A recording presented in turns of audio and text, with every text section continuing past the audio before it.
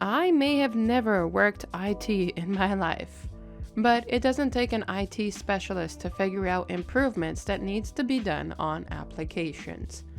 And that's why today I am very happy to go through and dissect these applications so that we can talk about what needs to be improved based on my view.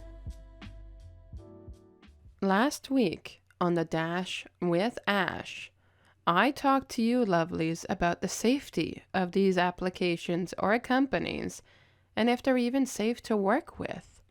And safety is a concern for many of us, but it also comes down to the improvement of these applications and how they can be doing so much better.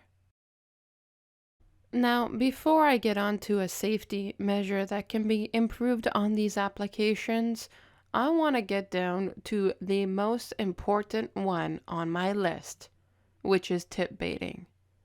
Both Uber Eats and Grubhub allows for tip baiting to be done on their applications. And for those that do not know, that means that the customer has until 1 hour of drop-off time to go in these apps and downgrade the tip to $0. Now, I am an individual that believes highly in the expression, no tip, no trip. It's not that I want to insult the customer and say they're bad for not tipping. It's just if you're not tipping, I'm not taking your order. I don't have to and I won't.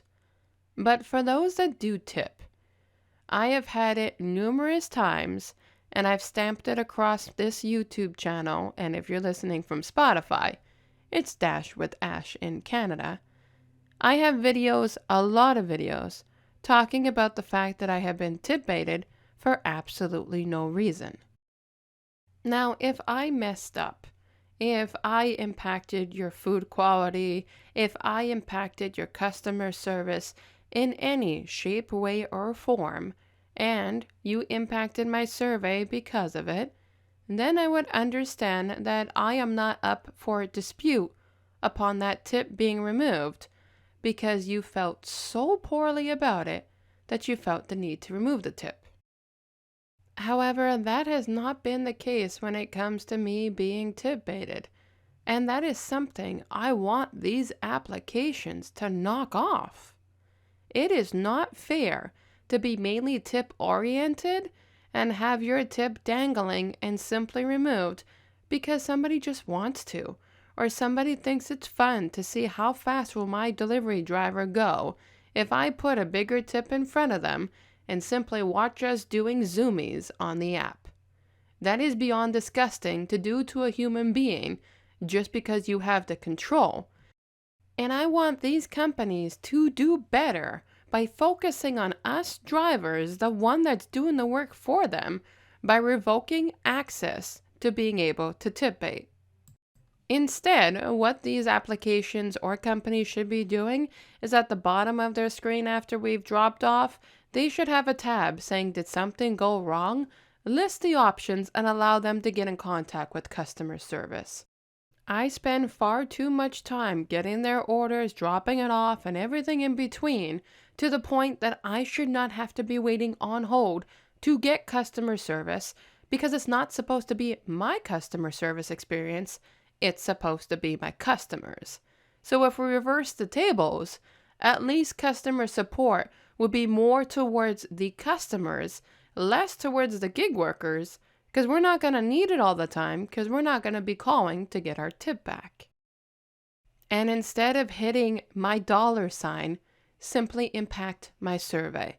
Uber Eats, for example, is going to give a customer a credit anyways. They always do. So give the customer the credit, but don't let it come out of my paycheck. And then you're going to be compensating the customer. And then I'm going to call you and get my credit back. Put some money back in your pocket, Uber or Grubhub, and do things the right way instead of doing them wrongfully. Here's another improvement that I would love to see on these applications that these companies can put forward. How many times have you heard of the good guys being accused of stealing the food? It happens on numerous occasions, And even though they took a picture of the food at the door on the application, a lot of these companies turn around and say that they don't have any records of it. Or if they do, they'll get back to you in a week or so after they are spent digging it up, and then generally speaking, they still turn around and say that they never had it. There are too many good guys being accused of nothing for no reason. So how can we change this from happening? Well, instead of delivery drivers having to put themselves on panic mode, take a picture from their actual camera, and then go in the app and take a picture, why not just store the files anyways? Too many delivery drivers are taking independent pictures because they're afraid of deactivation. This does not need to be a thing. Uber or DoorDash can implement an automatic procedure that uploads the photo to your drive or your documents or photos or whatever.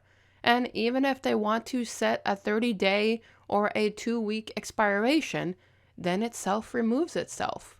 By doing this, gig workers have that flexibility of uploading the picture instantaneously, and then they're not going to be going on long periods of time of being wrongfully accused.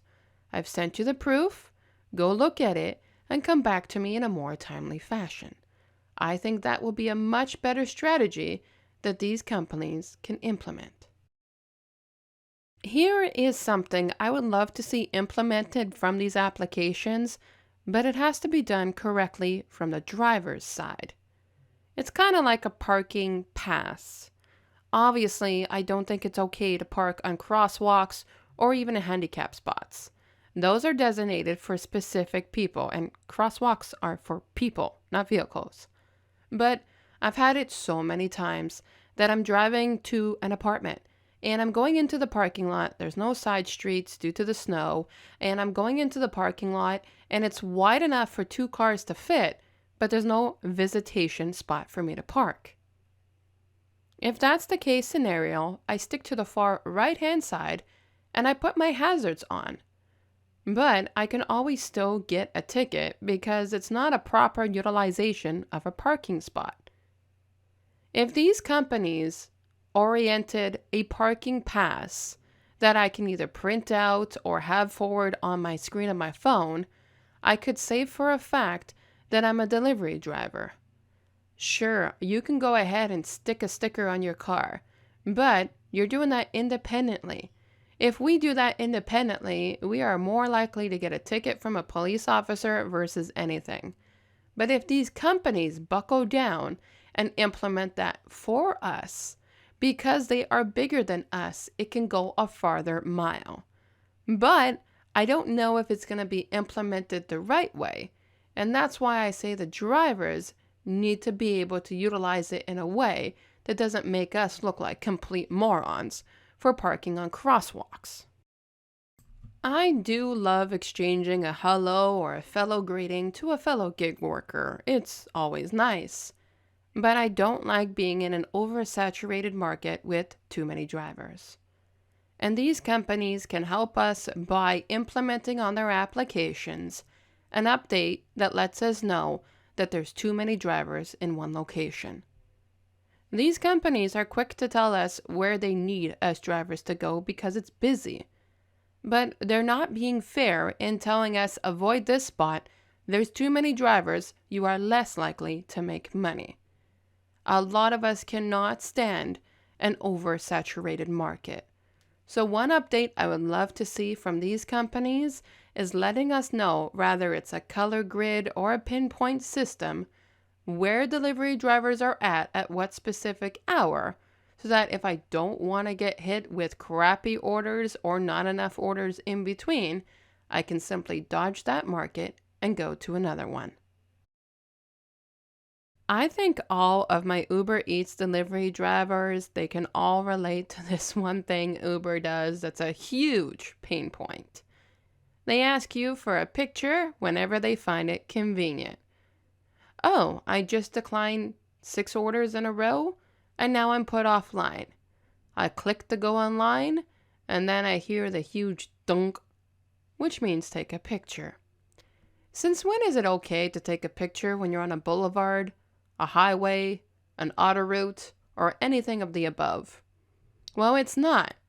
And if Uber can implement an update or fix their application that allows just to take a picture once a week before going online after a time period where you haven't been online, that would be a much better procedure versus wanting a picture of my face while I'm driving.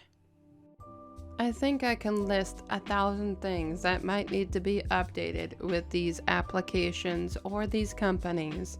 Either way, I don't think that these companies are going to be listening or taking on requests. So I guess we're just going to have to form together and keep going with these applications the way that they are. But I gotta tell you, if these companies actually listen to us, they would be in a much more better position.